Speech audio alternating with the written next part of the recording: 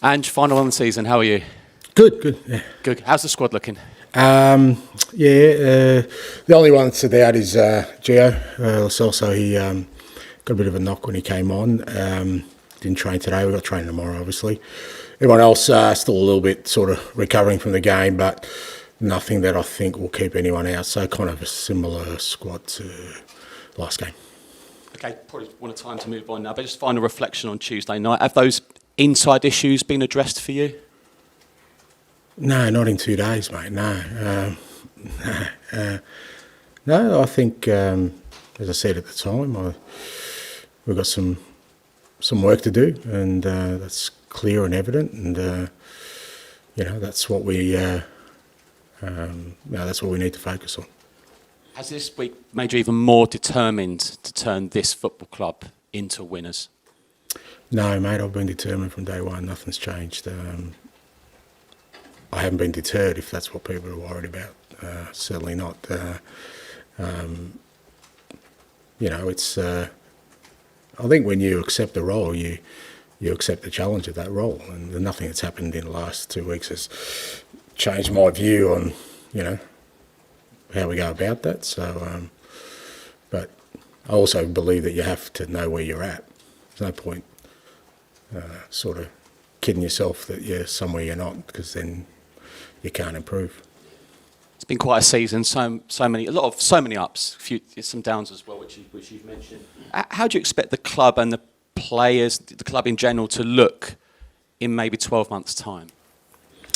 Look, it's hard to say because, as I said the other night, I think we've made progress, but there's obviously still a long way to go in sort of believing that progress is entrenched in the team we're going to be next year. But the flip side of that is that, I've said recently that there's a part of me that thinks it's pretty exciting as well, because for a lot of these guys, they've set a pretty decent level of performance in their first or second year with us, and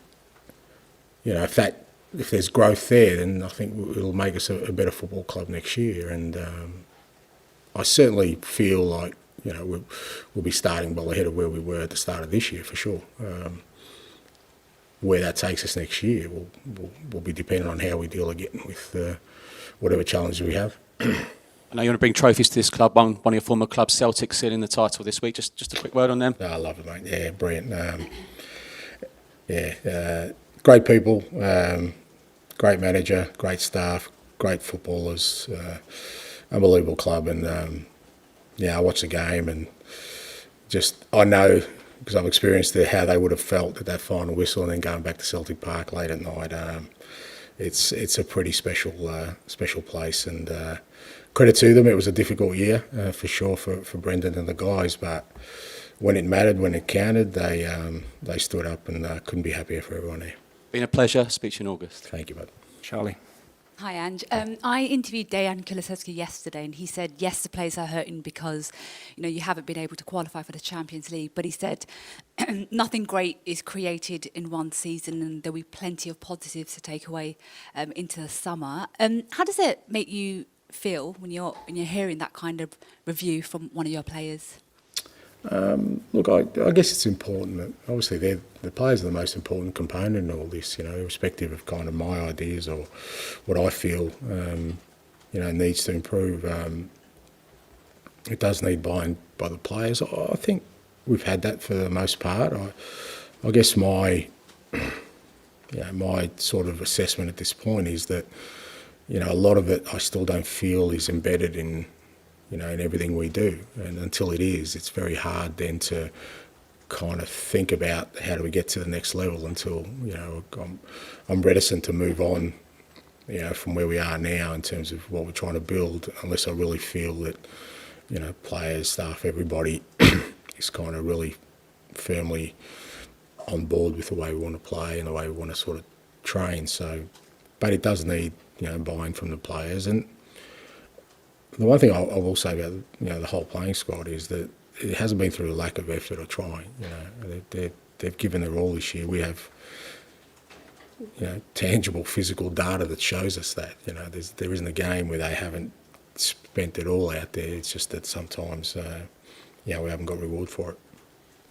Obviously, it's been such a busy season. You've got this game on Sunday, and then, of course, you go to Australia next week. But for yourself, your first season managing in the Premier League, when will you have the time to really reflect on how the season has gone for you, and how would you reflect on it? Yeah, look, I think you kind of start that process towards the end of the season. There's various sort of meetings I'm having this week. Obviously, we've still got a game to go, which is very important for us. But, trying to get sort of as much information as I can before I start sort of really reflecting, because you to get a real sort of accurate picture of where we're at, you've got to go right back to the start, and sometimes some of that's a bit hazy. So it's important you get all the right information. Talk to the people who've been there since the beginning, coaches, staff members, players, and sort of collate all that, and then when the season's done, sort of take my own time to sort of go through it methodically and sort of give myself an accurate picture of where we're at, so that when we come back for pre-season, we're in a space where we can hit the ground running.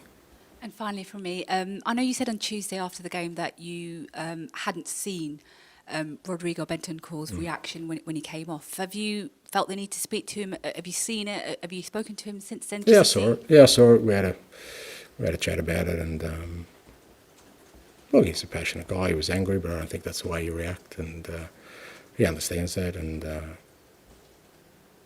so it wasn't the biggest issue of the night for me, that's for sure. Charlie? Did he say what he was particularly annoyed about? Well, he just wants to win, mate. So, he wanted to be out there to help the team to win.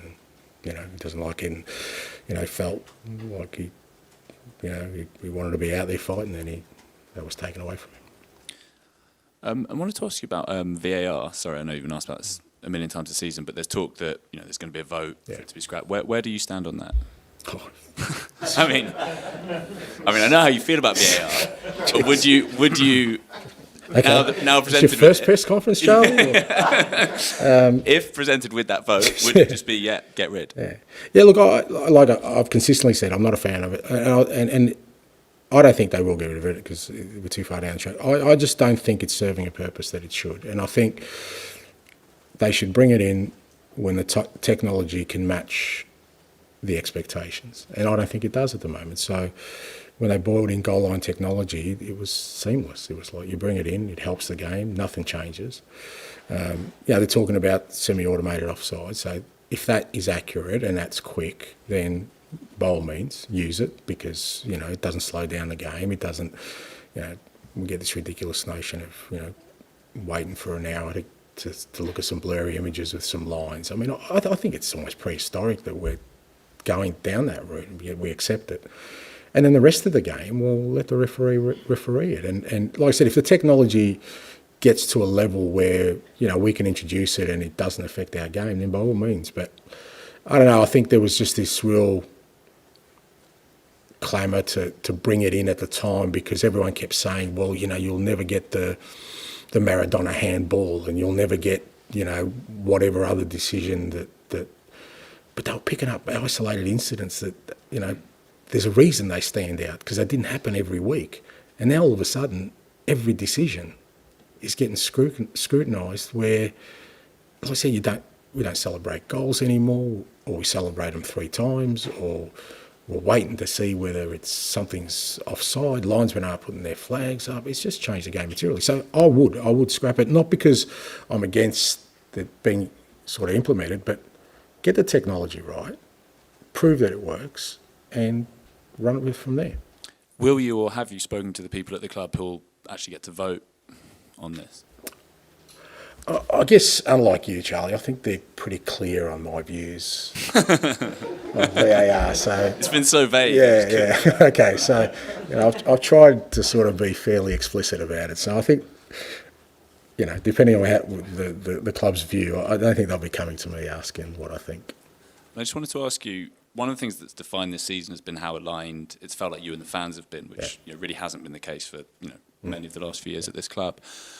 How then do you view there was this divergence towards the game on Tuesday? We don't have to go over the details, but do you have a message for the supporters? Do you think that's changed anything in your mind? Look, I'd like to think I didn't change my sort of stance or view of that. I think I was asked after the game about the atmosphere, and I said I didn't think it was normal. I didn't like it, but I also didn't say that, I expected fans to behave differently. That's their right, and I've always said that, and I still stand by that. I also stand by the fact that I have an opinion on it. I don't think it's right. It's just the way I feel, and that's, I think you support your team to win all the time, but that's my view. I guess I got it wrong plainly that I'm in the minority when it comes to that, so that's a lesson for me, I guess. But I don't think I kind of, expressed any real sort of disappointment or in terms of asking or pleading for people to do something against their will. I accept that, and so you've got to, like I said, for me, well, hopefully we're never in that situation again, but if we are, I certainly would approach it differently than I did this time, because like I said, I didn't take it seriously. I really genuinely believed that when we got to the stadium it would just be a normal game, and it wasn't, so people feel strongly about it. Well, I've just got to accept that.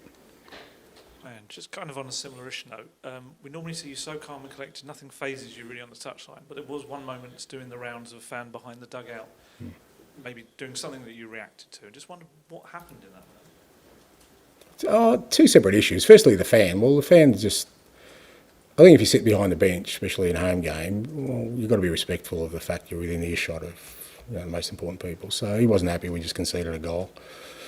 So I just turned around to sort of find out what his problem was, and then he used language that he shouldn't, and he was abusive, and if I hear that, I don't care who it is, I'll deal with it. So, but he's more than welcome to come back next time and take his seat up and express his opinions.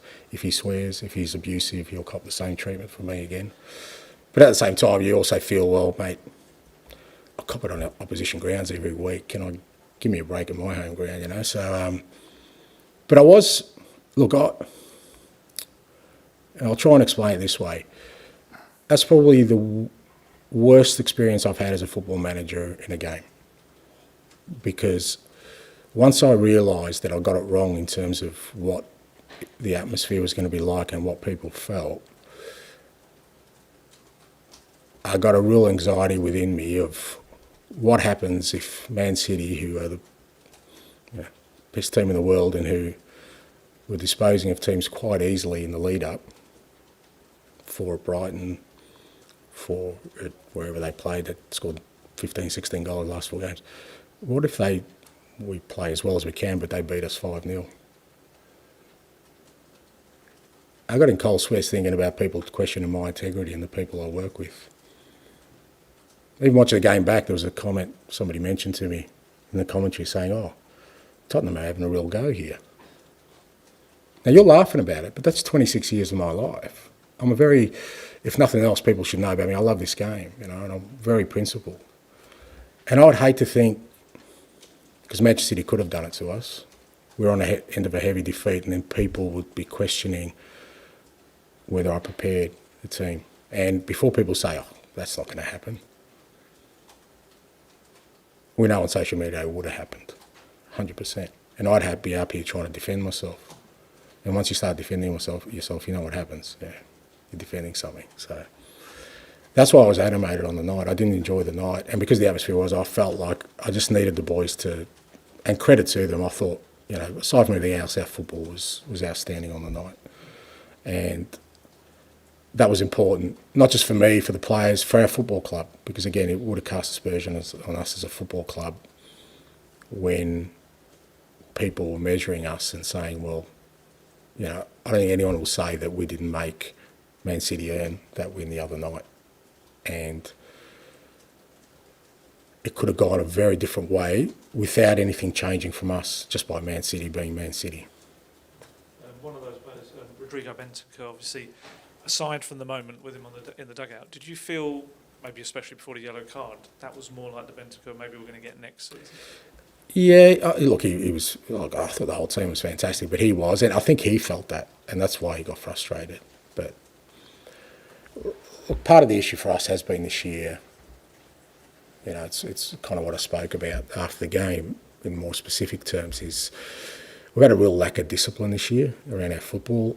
Early in the year, it was mainly red cards and yellow cards that cost us really badly. And towards the end of the year, it's just been a lack of discipline to really stick to our football principles. There's been too many times where we've let ourselves down in that and we've paid a price. And the goal they scored was a little snapshot of that, of Rodrigo giving the ball away, and then because of that he wanted to make amends, but he's already on a yellow card, so he can't bring the guy down. So we're paying for two bits of ill discipline against a team that's very disciplined, and then they just go do what they do. They have their moment, they score their goal. So I thought, as painful as it was a good moment for us to really crystallise, like I said, after the game, because I think, again, I was obviously very, I wasn't happy after the game because we lost again. But when you asked me about foundations, I couldn't sit there and be disingenuous and say that our foundation's strong. We've lost 5 out of 6 games,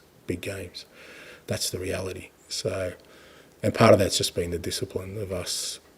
So going back to the question earlier about it being embedded, that's where I think we've still got a long way to go. On that topic, you mentioned earlier not just the players maybe haven't all bought in entirely yet, but also staff. Is that an area where there maybe could also be some changes as well as playing the squad for next season? Yeah, well, it's funny because I said changes a few weeks back. People just assume that means people leaving. It doesn't. It just means changes. Just means the way we work, bringing more people in, different people in.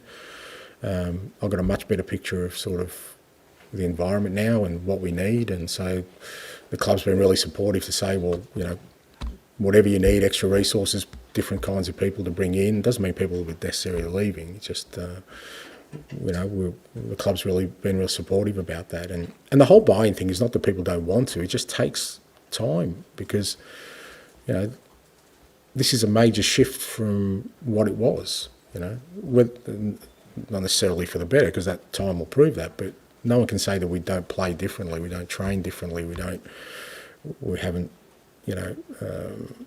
Brought in different kinds of players than what has been fairly consistent over the last few years. So when you have that change, it naturally takes time for people to buy into things. So you could have a bigger coaching staff. It's not just about coaching, though. I mean, it's there are so many components. There's the coaches, there's the sports science, there's the medical, there's analysis, there's scouting, there's so many aspects to it. And when you get to the position where you think you've got a chance of having success, that whole area has to be. So it's not just coaching, it's well beyond that. Okay, we'll finish this section with George, please. Sorry, mate? Hi, and you just spoke about that first goal, the first Man City goal, and it does kind of feel like in these sort of recent games against the bigger clubs, the big moments, as you say, have been lacking. I mean, how do you make this group sort of more killers in those moments? Yeah, it's not killers. Like I said, it's just discipline of, sort of believing in something and sticking to that task relentlessly. That's what City do. And to be fair, we made them really uncomfortable tonight. A lot of the stuff they usually do, they couldn't do. But we just didn't stick at it. We kind of had a lapse, and when you have a lapse against the very best, they'll punish you, and that's what happened to us. And that's happened to us. Like I said, when I look at the last sort of, these 5 sort of losses, they've all had those elements of us playing some really unbelievable football, but some enormous lapses in concentration, focus, discipline. So that tells me that, going back to my original point, the foundations aren't really strong yet. And that's what I've got to concentrate on. Before we start moving to beyond that, is to get that embedded in this group and us as a club. So that's the challenge. And you tweaked the system, didn't you, on Tuesday? I'm guessing you couldn't have had hardly any time at all to work with that. I mean, how pleased were you with that? And is that something that kind of you've been thinking about for a while, or is that kind of more reactionary to City? No, it's, I've always said that, in my career anyway, necessity is the mother of invention, mate, so I'm always kind of on that. I mean, it's probably one of the biggest sort of misconceptions about me that I'm You know, I've got just one plan. I've used every system in the world in my career, mate, and often during games, often during seasons, often, you know, so I've played with just about every formation you can. And I just thought, we're obviously a bit short up front, and I just thought with the way City set up and the way we wanted to play tonight, just having the actual midfield, and particularly Pape, because he's got so much energy and running capacity, but he's also a quality footballer that, you know, we could sort of, like I said, the idea was to make them uncomfortable on the night, give them something that they weren't expecting. And it's a lot easier than people think to tweak those things. You don't have to work, as long as your principles stay the same. And that's where I am, kind of, like the principles about having the ball, about pressing, those kind of things don't change. It's just, you know, the way we do it in terms of positioning. And just kind of a final one, the sort of Spurs fan base has come a little bit under attack in recent days. Some people have kind of suggested the trophy drought is kind of to do with that kind of mindset on Tuesday night and a small time mindset. Is that fair? I don't know what that means. I mean, you know, supporters are there to sort of, you know, back their club, and they do their bit, and they've certainly done their bit for us this year. You know, I mean, the amount of games we've won late at the stadium this year has been extraordinary, you know, and that's the crowds. Anyone's been there will tell you that the supporters have played a big part in that. Now, like I said, the last game I don't understand, and I hold my hand up. I got it wrong. You know, I sat here the day before and I kind of mocked the whole thing because I really didn't believe that was the case. But if that's how people feel, then again, I can't, because I'm not a Spurs supporter. They are. This is their football club. They're the custodians, not me. All I can say is, like I say, offer my opinion on what you need to be successful. And for me, you can't be successful if your motivations change depending on the contest. You've got to want to win all the time. You know, if you're playing your brother, you're going to fight to the death, mate. He's still your brother. But you're going to fight to the death to win. That's just been me my whole career. So I can't, the same way probably Spurs supporters, or because it wasn't just Spurs supporters, everyone I heard was saying the same thing. They understand how they feel. So the same way they understand how they feel, well, I don't understand because I'm totally different. I just can't think of anything worse than not going all in on victory every time you're out there. But that's me.